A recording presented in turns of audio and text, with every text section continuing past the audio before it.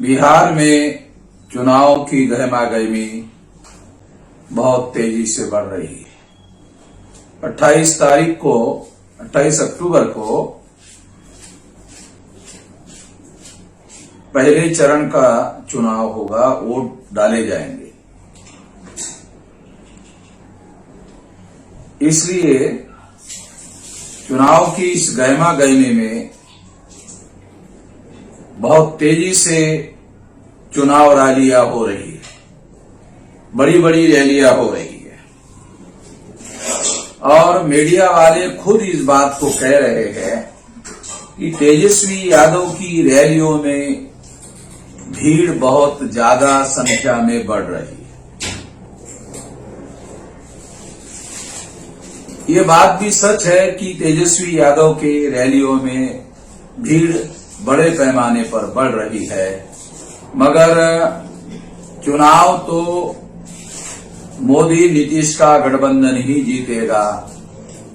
आप पूछ सकते कि ऐसा क्यों? क्योंकि जब तक ईवीएम मोदी के पास है तब तक चुनाव वही जीतेंगे और इसलिए इसके बारे में कुछ जानकारी मैं आप लोगों को देना चाहता हूं। इसके कई कारण हैं। पहला कारण, ईवीएम के घोटाले से चुनाव जीतने के लिए मीडिया के द्वारा भूमिका बनाया जाने का कार्यक्रम शुरू हो। मीडिया ने ईवीएम के द्वारा चुनाव जीता जाएगा, मगर लोगों का ध्यान उसके तरफ नहीं जाना चाहिए, इसलिए उन्होंने भूमिका बनाना शुरू कर दिया है। उसका कारण क्या है? उस भूमिका बनाने का कोई सबूत है? ऐसा कुछ लोगों को लगेगा। पहला सबूत यह है कि उन्होंने ओपिनियन पोल के द्वारा आरजेडी कांग्रेस गठबंधन को 32% वोट पड़ेंगे ऐसा ओपिनियन पोल दिखाया। ये ओपिनियन पोल, मेरा ऐसा मानना है, मेरा जो पूर्व का अनुभव है, तजर्बा है, उसके आधार पर कि ऐसा बताकर वो ये बताना चाहते हैं कि हमने तो ये पहले ही बताया था और पॉलिटिकल पार्टी के लोगों को भी, चुनाव विश्लेषकों को भी और बीजेपी और नीतीश गठबंधन के लोगों को भी ऐसा बोलने के लिए उससे अवसर उपलब्ध होता है। ये अवसर उनको वो उपलब्ध कराया जाता है कि ये तो ओपिनियन पोल में पहले ही बताया जा रहा था। ये पहला कारण है कि ईवीएम के द्वारा चुनाव जीतने की भूमिका बनाने का पहला कारण ये दिखाई दे रहा है। दूसरा कारण जो तेजस्वी यादव के रैलियों में जो बहुत बड़ी संख्या में भीड़ उमड़ रही है, उसके बारे में मीडिया वालों ने ये कहना शुरू कर दिया। प्रिंट मीडिया ने, इलेक्ट्रॉनिक मीडिया ने कहना शुरू कर दिया कि क्या यह भीड़ वोट में तब्दील होगी, वोट में परिवर्तित होगी।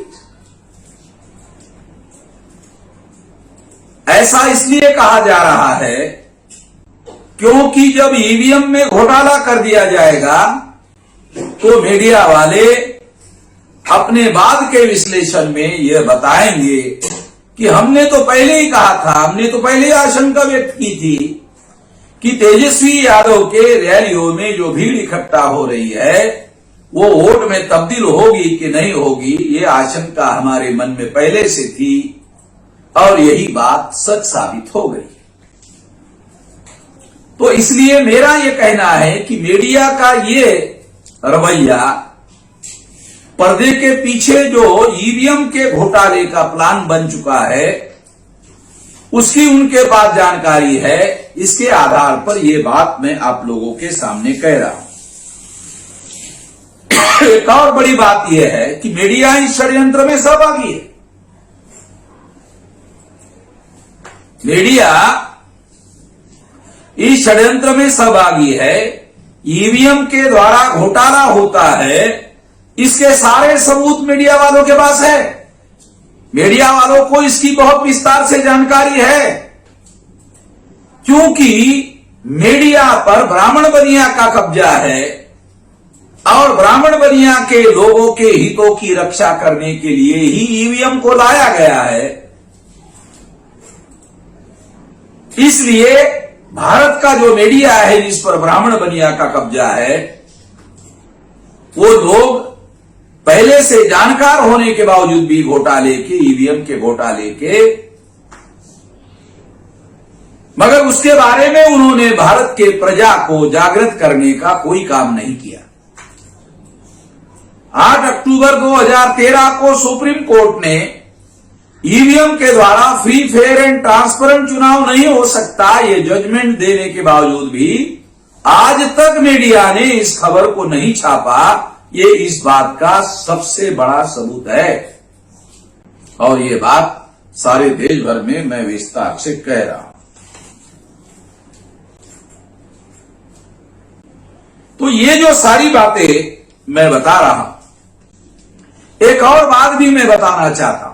2019 के चुनाव में लगभग नवंबर-दिसंबर की बात रही होगी। मेरी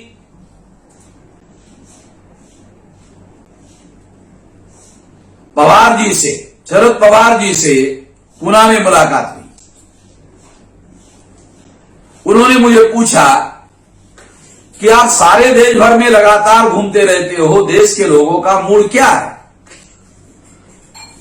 मैंने उनको बताया कि देश के लोगों का मूड मोदी के विरोध में है।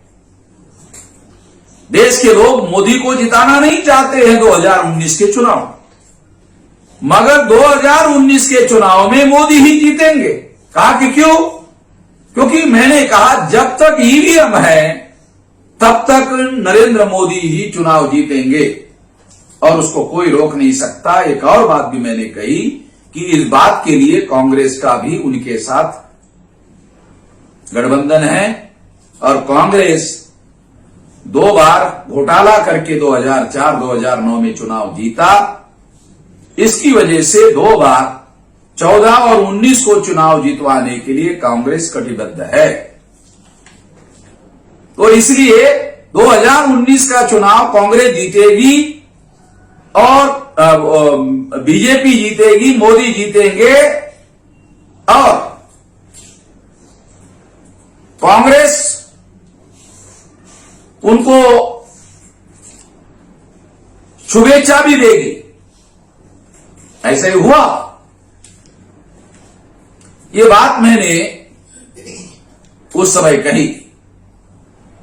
इसी आधार पर मैं ये बात कह रहा हूं कि बिहार की जनता परिवर्तन के पक्ष में है।